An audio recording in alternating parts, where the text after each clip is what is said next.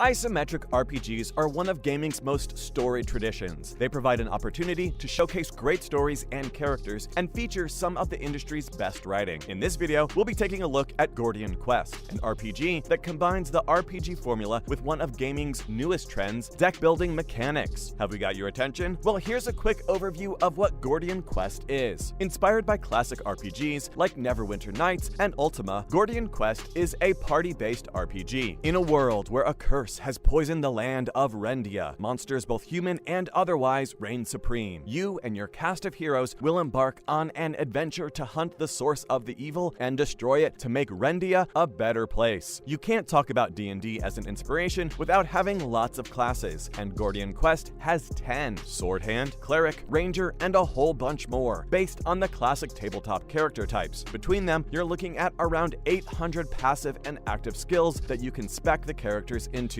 and your party can only have 3 characters at a time. That's a lot of replay value. Now, that sounds like every other RPG. So, what sets Gordian Quest apart from the rest? At the heart of the game is a deck-building turn-based combat system. Turn-based combat is pretty standard for RPGs like this. On the other hand, deck-building is kind of a first. This system works similarly to the one in the famous Slay the Spire. You'll have opportunities throughout the game to add cards to your party's deck, and which cards you pick will be important. Building a strategy around a fat deck is hard, especially when the entire party has the one deck. But then, if the deck is too slim, it won't have the effects that you need for every situation. That doesn't mean the game doesn't have the other elements of a classic RPG. There's still loot to find, and equipment that can give your characters ongoing effects and stat boosts. And there's lots to explore as well, across a campaign that can take 30 hours to complete. There are roguelike elements as well that make each session of the game unique, and that'll encourage you to revisit the game after you finish the campaign. You don't always have to play the campaign though. Gordian Quest has a handful of additional modes for you to try as well for one-off sessions. Besides the campaign, you can try the Realm mode, which sees you going through random encounters. You can either cap the number of encounters to 5 or play a Slay the Spire style infinite run where the game only ends when you do. There's also a skirmish mode that lets you take your party and deck and face off against other players online. We know we've got your attention by now. The only question left to answer is if this game is even any good. Although this is an RPG, it really needs to be able to stand on its combat system. We're happy to report that Gordian Quest has one of the most interesting combat systems the genre has to offer. There's a huge scope in how to approach the build of your party. What characters will you pair together? How will you build up their skills? How will you build your deck to synergize with your party? It's a thoughtful system that calls for a thoughtful approach. You can also test the build of your party and deck in the alternate modes, which can help you really fine-tune things. The addition of a competitive mode is particularly inspired. We can imagine players investing a lot of time and effort into building a party that can really conquer the world, or the online Gordian Quest community anyway. When it comes to the game's storyline, the comparisons to Neverwinter Nights and other classic RPGs hurt Gordian Quest. Those D&D-based computer RPGs were kind of the birthplace of mature and complex storytelling in video games, and their plots hold up to this day. The developers clearly had their priorities when it came to Gordian Quest, and the plot wasn't a priority. Finally, although the game spent a long time in early access, we'd hesitate to call it fully finished. The game has bugs and a tendency to freeze, sending you on a quest to the task manager to slay the game itself. One thing that the developers were aiming to do in the early access phase was make a good tutorial, but they've gone 1.0 without it. Gordian Quest systems are different from what most gamers have experienced, so there's a chance that they'll be put off by the unapproachability of the game. All the same, if you're someone who likes RPGs or you've been enjoying the card game mechanic fad, you'll love yourself some Gordian Quest. It's well put together and has a deep and complex deck building and RPG system. We highly recommend this to fans of deck builders like Slay the Spire and roguelikes like Darkest Dungeon or Risk of Rain. Now, in other news. Are you a retired Hearthstone player? You might want to log into the game real quick. Lately, a lot of Hearthstone players who've been away from the game for a bit have been signing back in to find a bundle of free card packs in their inventory. Some players have received around 20 packs, while the players who've been spoiled the most by Blizzard found 150 packs in their account. Many players were wondering what's going on, and some were even concerned that these could be fakes or a hack. Don't worry though, as Blizzard has addressed these gifts. A spokesperson for the company told PC Gamer that they've been running some kind of test on user accounts in the UK and France. We don't know what kind of test involves randomly receiving 20 to 150 packs of cards, but we want to sign up for some of these tests. We do have one theory about these tests, and it has to do with the fact that you've been logged off from the game for so long. Hearthstone's genre is becoming more and more competitive all all the time, and Blizzard may have figured out that their oldest players need an incentive to come back. If that's your strategy, Blizz, then we'll be the first ones to tell you that it's working. Next, Sony comes out with a new line of PC peripherals. For a long time, Sony basically pretended as though the only gaming in the world was on their PlayStation brand. In addition to the consoles, they sold PlayStation-branded controllers, headphones, and other types of accessories. That's what makes their in-zone line of peripherals so interesting. It isn't necessarily geared towards the PlayStation side of the gaming equation. At the moment, the in-zone series of devices include two 27-inch monitors and 3 different types of headsets. These are definitely part of Sony's push towards PC gaming. We wonder what other products we might see in the in-zone lineup. Keyboards and mice would probably be the next step. Different types of monitors could be on the horizon as well. Reviews have been coming in from across the tech journalism world, and they're decent but not too exciting. Sony is among the best in class when it comes to displays and headphones, but the in-zone hardware is far from the best Sony has to offer in either category. But they're not bad for what they are, and they're relatively affordable too. If you're a PC gamer, you probably shouldn't be rushing out to grab the in-zone series of products just yet. But we'll have to keep an eye on what Sony does next in the PC hardware space. Finally, we have some news on the rumored Returnal port. Sony has been bringing a lot of their best exclusive titles to the PC lately, but they've never confirmed a PC port for their sleeper hit Returnal. Despite the lack of an official announcement, rumors have been around for a while that it was coming, and it looks like we finally have something concrete to hang those rumors on. VGC spotted some activity on SteamDB, the ultimate database for Steam. Codenamed Oregon, it contains tags and descriptions that sure sound like it has to do with the sci-fi roguelike. New builds are being added to this listing every day, and the game apparently has achievements now in different languages. If this Returnal thing pans out, it would actually be the lowest profile of Sony's exclusives to shed some of its exclusivity. Titles like Horizon Zero Dawn, God of War, and the Uncharted series were used to sell PlayStations when they first came out, but they're all headed to PC now. But Sony has big plans for the PC in the coming years. Sony Interactive Entertainment president Jim Ryan told VGC that they're looking to triple their PC revenue just within this year. That's going to include everything from games to hardware to live services. They're obviously taking on Microsoft's effort to become an all-encompassing gaming power, and we're interested in how this conflict plays out. And that's all for our gaming coverage today. What do you think of Gordian Quest? Have you played it yet? If so, share your opinions on the game in the comment section below, and if not, let us know if we've piqued your interest in this unique take on the RPG genre. Don't forget to like and share and subscribe.